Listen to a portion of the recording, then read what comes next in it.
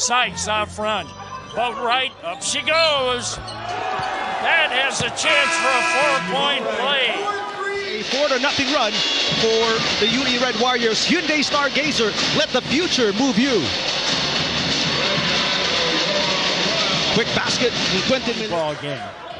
A three-pointer pulls them to one. Washington, good feed inside and Boatwright hammered it. Magandang araw mga Karim! Sa video na ito, tatalakayin natin ang posibilidad ng pagsali ni Quintin Milora Brown at Benny Boatwright sa Gilas Pilipinas. Ano ang kanilang mga kwalifikasyon at paano sila makakatulong sa ating pambansang team? Alamin natin.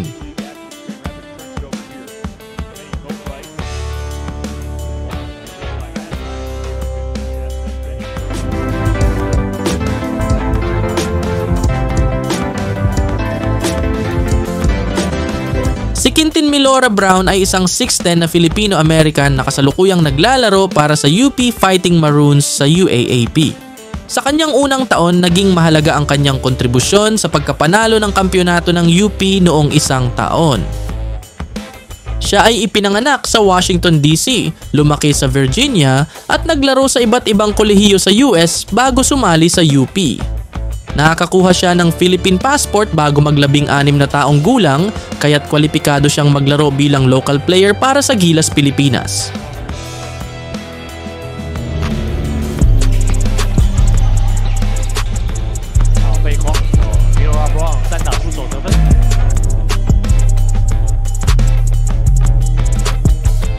Malinaw na may potensyal si Milora Brown na maging malaking tulong sa frontcourt ng Gilas.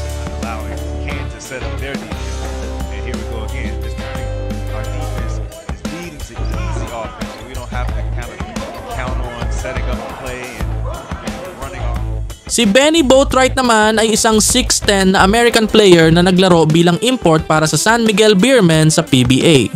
Kilala siya sa kanyang shooting at versatility sa court. Naglaro siya sa University of Southern California at naging all-time leading rebounder at pang-6 sa scoring. Nag-average siya ng 30 puntos, 12 rebounds at 3 assists kada laro. At tinulungan ng San Miguel na makuha ang kampyonato sa PBA Commissioner's Cup noong isang taon. Nagsimula ang usapan tungkol sa kanyang naturalization noong isang taon at ipinahayag niya ang kanyang kagustuhang maglaro para sa Gilas bilang naturalized player.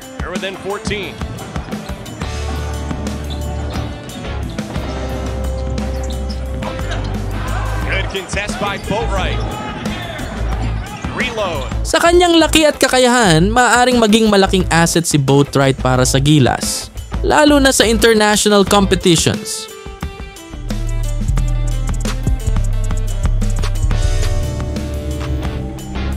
Play. The previous season, the Herd were 33-10 as Boatwright throws it down, and we're gonna get a technical on Benny Boatwright. Ano nga ba ang mga kinakailangan upang makapaglaro sina Milora Brown at Boatwright para sa Gilas Pilipinas? Para kay Milora Brown, eligibility dahil nakuha niya ang Philippine passport bago mag-16, kwalipikado siyang maglaro bilang local player. Dokumentasyon, kasalukuyang inaayos ng Samahang Basketball ng Pilipinas, SBP, ang mga kinakailangang papeles upang mapatunayan ang kanyang eligibility. Shows how he can score it too, and there's a block, Benny Boatwright. However, the transition halted. At para naman kay Boatwright, naturalization. Kinakailangang dumaan sa proseso ng naturalization upang maging Filipino citizen. Legislative process. Nagsimula na ang proseso sa Senado last year, ngunit may mga delay. Injury status. Kasalukuyang nagpapagaling mula sa Achilles injury at inaasahang makakabalik this year. Ang pagsunod sa tamang proseso ay mahalaga upang masiguro ang kanilang paglalaro para sa ating pambansang team. Brown, his second. That's the first 3 for the Red Warriors. Milora Brown, top shot and a foul. Sean Abate has been shooting the lights out here, but a quick answer coming from QMB after that tough putback. High screen up top, and then slipping in, Boatwright fouled from behind, he'll get extra.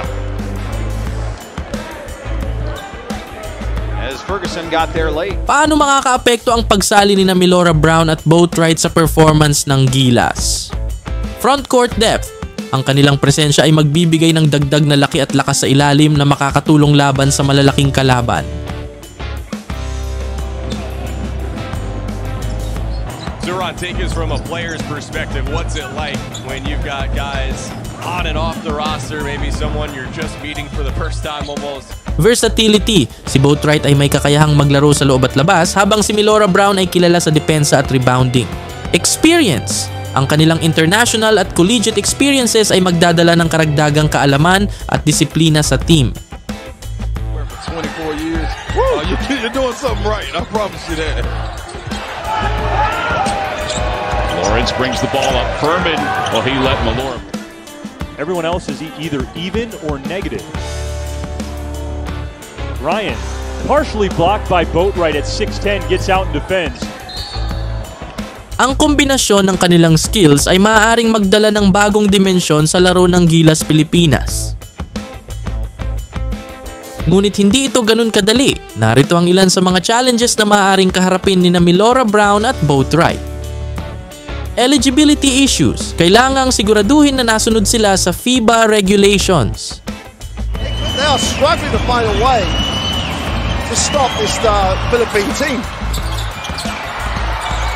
Kibao nearly, and it ends up in the hands of Perez.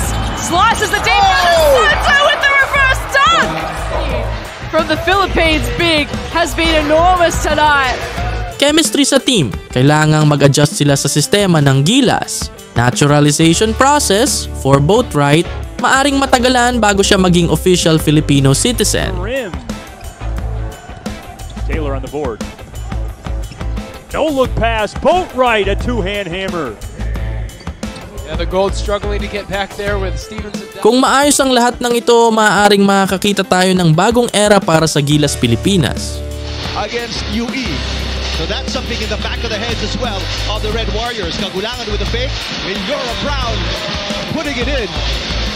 Maraming fans ang excited makita sina Quintin Milora Brown at Benny Boatwright sa Gilas. Pero ang tanong, sa tingin nyo ba ay dapat silang isama sa national team? I-comment nyo ang inyong opinion sa baba. Abangan natin ang susunod na developments tungkol sa kanilang eligibility at potential role sa Gilas Pilipinas. Pick and roll! Sights to Boatwright who hammers it down!